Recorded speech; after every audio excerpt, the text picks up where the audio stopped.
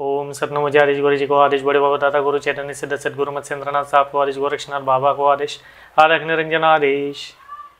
अध्याय पहिला। श्री गणेशाय नमः, श्री गुरुभ्यो नमः, श्री पांडुरंगाय नमः, श्री कुलदेवताय नमः, मातृपितृभ्यो नमः। पहा, नवनाथ भक्तिसाराच्या प्रत्येक अध्यायाची सुरुवात ही श्री गणेशाय नमः यांनीच होते। नवनाथ भक्तिसार असेल, कोणताही ग्रंथ असेल, कोणतीही देवी, कोणताही देवता असेल, शेवटी मंत्र असेल, पूजन असेल, सर्वप्रथम मान हा गणपती देवतेचा आहे। गणपतीच्या वंदनाशिवाय, गणपतीला नमस्कार केल्याशिवाय कोणतीच देवी देवता हे त्या साधकाला, त्या भक्ताला आशीर्वाद देऊ शकत नाहीत। असा मुळामध्ये वरदान गणपती देवतेला प्राप्त आहे। त्यामुळे कोणताही ग्रंथ असेल, कोणतीही पूजेची सुरुवात असेल, याचा प्रमतपतय कोण असेल तर तो गणपती आहे। त्याच्याबरोबरच श्री गुरुभ्यो नमः याच्यामध्ये नाथ संप्रदायामध्ये जसं आपल्याला माहिती आहे किंवा गुरु शिष्य परंपरा हे खऱ्या अर्थी जर कधी प्रचारित किंवा खऱ्या अर्थी जर पुढे आली, ती सुद्धा आपल्या नवनाथ संप्रदायापासूनच आली। त्यामुळे गुरुला नवनाथ संप्रदायामध्ये हे अनन्यसाधारण महत्त्व आहे। देवतानंतर किंवा देवतेच्या बरोबर किंवा देवतेच्या प्रणालीमध्ये गुरुला किंवा गुरुदेवतेला हे महत्त्व नवनाथ संप्रदायामध्ये दिले जाते।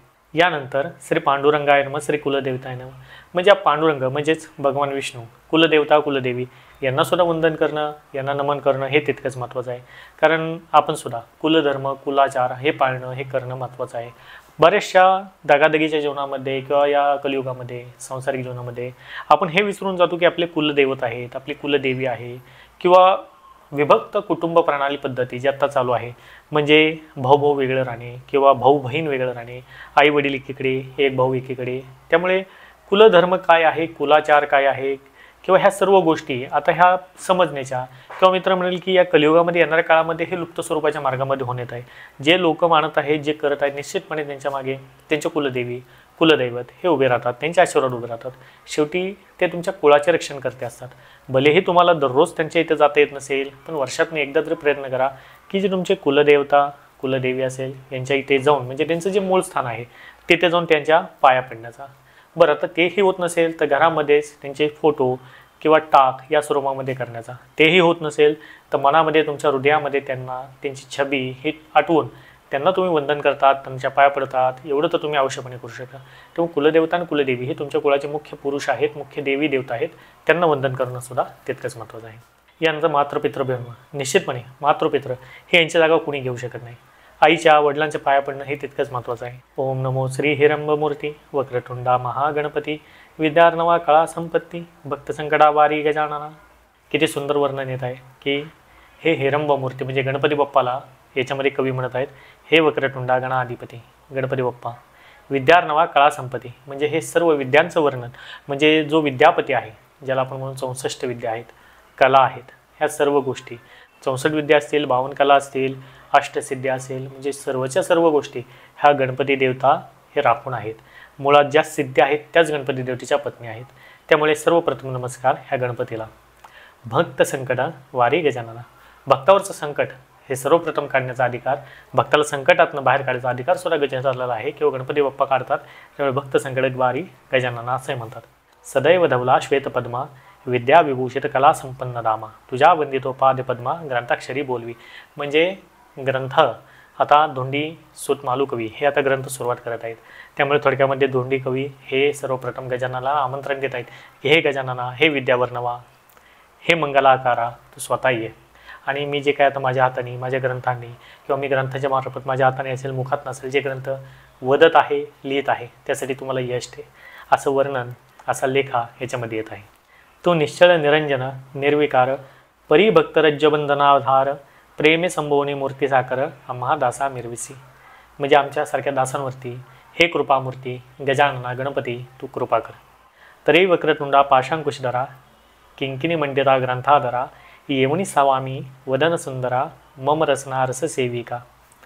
हे वक्रतुंडा, हे पाशांकुशधरा, पाशांकुशधरा याचा अर्थ तो गणपती बाप्पाने हातामध्ये जो पाश घेतला आहे किंवा ज्याला आपण गणपती देवताचे आयुधे म्हणतो, ज्या आयुधामार्फत भक्ताच्या किंवा त्या साधकाच्या कामना असेल, वासना असेल, याला अंकुश लावायचं कार्य गणपती बाप्पा करतात किंवा त्याचं संकट हरायचं कार्य करतात।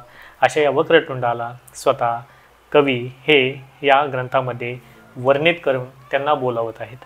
आका अर्थ लिंग प्रकरण रस्व दीर्घ शृंगार धारणासुरस छंद ताल नवरस ग्रंथा माझी आदरिका म्हणजे ग्रंथामध्ये जे अर्थ आहे, प्रकरण आहेत किंवा ज्याला आपण आकार उकार रस्व दीर्घ ह्या सर्वच्या सर्व गोष्टी ह्या मी आता लिहित आहे, त्याला लिहिण्यापूर्वी मी तुला वंदन करतो, तुझ्या कृपाशरण माझ्यावरती राहू दे.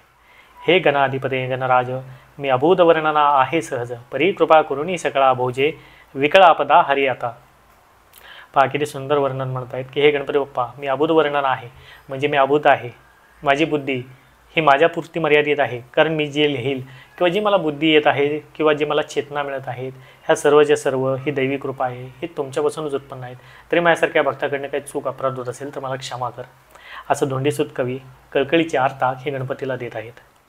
हे मोरेश्वरा गणाधिपती, सर्वा विषयाधीश मूर्ती, मंगळारंभी मंगळाकृती, आरंभी स्तुती प्रार्थितो. म्हणजे हे हिरंबमूर्ती, ज्याला मोरेश्वरा किंवा चिंतामणी महाराज, हे सर्व विषयाधीश मूर्ती, मंगळारंभी म्हणजे सर्व मंगळाच्या आरंभी हे तूच आहेस, सर्व विषयाच्या आरंभी हे तूच आहेस, सर्व शुभ घटना कामना विपदा, सर्व शुभ पूजा अर्चा साधना अनुष्ठाने सर्वांच्या आधी तूच आहेस, तूच प्रमतपती आहे, त्यामुळे मी तुला वंदन करतो असे कवी म्हणतात. यानंतर ते म्हणतात, तरी सरस्वती कळा मांडुसा, सवे घेवनी वहन हंसा, या संतागुणी येवनी सभेस विराजावे महाराजा.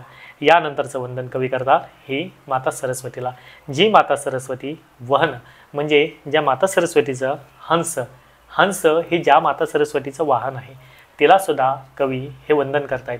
कारण जे शब्द उमटतात, ज्या मुखातून शब्द अरविंद बाहेर पडतात, त्या मुखामध्ये त्या शब्दांवर ते प्रभुत्व हे माता सरस्वतीला आहे. त्यामुळे माता सरस्वतीला सुद्धा धोंडी कवी हे येऊन या सभेमध्ये विराजमान व्हा, किंवा मी जो ग्रंथ लिहित आहे त्याच्यामध्ये तुम्ही विराजमान व्हा, असे एक थोडक्यामध्ये आदर तित्याचं आगमन, आग्रहाचं निमंत्रण हे माता सरस्वतीला धोंडी कवी देत आहेत. जी मंगलदायक वाघ भवानी, चातुर्य सरिता ब्रह्मनंदिनी, ती महाशक्ती हंसवाहिनी घेऊन येई महाराजा. जिचे कृपे वाकुडे दृष्टी, वाचस्पतीच्या मिरविती कोती, ती माय तू सवे गौरीती घेऊन येई महाराजा. पहा, याच्यामध्ये सांगण्याचं तात्पर्य काय आहे की थोडक्यामध्ये कवींनी, धोंडीसूत मालू कवींनी ही माता सरस्वतीची एक प्रकारे स्तुती हे याच्यामध्ये दर्शत आहे किंवा केलेली आहे. स्वतः मंगलदायक असलेली वाघ भवानी, चातुर्य सरिता ब्रह्मनंदिनी, म्हणजे थोडक्यामध्ये हे जे सत्व आहे, माता सरस्वती असेल, लक्ष्मी असेल किंवा काली असेल, शेवटी प्रत्येकाचं स्थान किंवा प्रत्येकाची जागा जरी वेगळी असेल, शेवटी सत्व हे एकच आहे. परंतु सांगण्याचं तात्पर्य याच्यामध्ये आहे की जी हंसवाहिनी, जी ब्रह्मनंदिनी आहे, तिला स्वतः महाराज हे बोलवत आहेत. याही पुढे जाऊन ज्याचे जी कृपे वाकडे दृष्टी, वाचस्पतीच्या मिरवती होती, ते माय तू सवे गौरीती घेऊन येई महाराजा. म्हणजे याचा अर्थ आम्ही काय घेतो की पहा, माता सरस्वती ही जी कृपादृष्टी असल्याशिवाय आपण जो शब्द, जी वाणी उच्चारतो ती सुद्धा सार्थ होत नाही. सिद्धी असेल किंवा ज्याला अष्टसिद्धी म्हणतो त्याच्यातील एक सिद्धीसुद्धा येते, ज्याला आपण म्हणतो विद्यावाचस्पती, किंवा काही लोक म्हणतात की ज्या लोकांचं जे बोलल किंवा एखादा व्यक्ती जो बोलल ते खरे होते, अशा लोकांच्या जिव्हा किंवा जिव्हा, अशा लोकांच्या जिभेवरती सरस्वती विराजमान असते. मोठ्यातला मोठा वक्ता असेल किंवा ज्याला आपण म्हणू की असे काही लोक असतात की ज्यांच्या बोलण्यामध्ये एक सामर्थ्य आहे, ज्या बोलण्यामुळे सभा असेल, मोठमोठे जे काही गोष्टी होतात किंवा अनेकशे लोक असतात ते त्यांच्याकडे आकर्षित होतात. हे सर्व कुठून होते तर आपल्या मुखावाटे पडलेल्या प्रोनाऊन्सिएशनमुळे. मग अशा वेळी आपल्याला माता सरस्वतीचा आशीर्वाद असावा लागतो किंवा अशा लोकांवरती निश्चितपणे माता सरस्वतीचा आशीर्वाद असतो. कारण माता सरस्वती ही कला असेल, शिक्षण असेल, ज्ञान असेल, या क्षेत्रावरती किंवा आपण जे बोलत आहोत किंवा आपल्या बोलण्यातनं, आपल्या मुखातनं पडणाऱ्या शब्दाला जे वजन प्राप्त होत आहे किंवा आपण जे बोलत आहोत त्याच्यामधनं एखाद्याचं पुण्य होत आहे, त्याच्यापासून एखाद्याला मार्गदर्शन भेटत आहे, त्यामार्फत एखाद्याला फायदा होत आहे आणि असा व्यक्ती आपल्या बोलण्यावरती विश्वास ठेवून आपण म्हणेल ते करायला कार्यरत होत आहे, तर निश्चितपणे अशा लोकांच्या मागे माता सरस्वतीचा आशीर्वाद असतोच. याही पुढे जाऊन म्हटलं तर आम्हाला प्रमाण द्यायचं झालं तर रामायणामध्ये सुद्धा आपल्याला माता सरस्वतीचं प्रमाण हे आपल्याला मिळतेच की ज्यावेळेस कुंभकर्ण, रावण आणि बिभीषण ह्या तिघांनी घनघोर तपश्चर्या केली.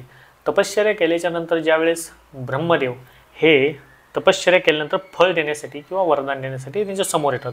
मग ब्रह्मदेव स्वरूप त्यांच्या समोर आल्याच्या नंतर म्हणजे ब्रह्मदेव जेव्हा समोर येतात आणि हे कुंभकर्णाला ज्यावेळेस वरदान मागायला लावतात, तर आपल्याला हे पण माहीत आहे की कुंभकर्णाला जे मागायचे होते त्याच्यात तो उलट मागून बसत आहे. म्हणजे ज्याला आपण म्हणूया, ज्याला इंद्रासन मागायचे होते तो निद्रासन मागून मोकळा झाला.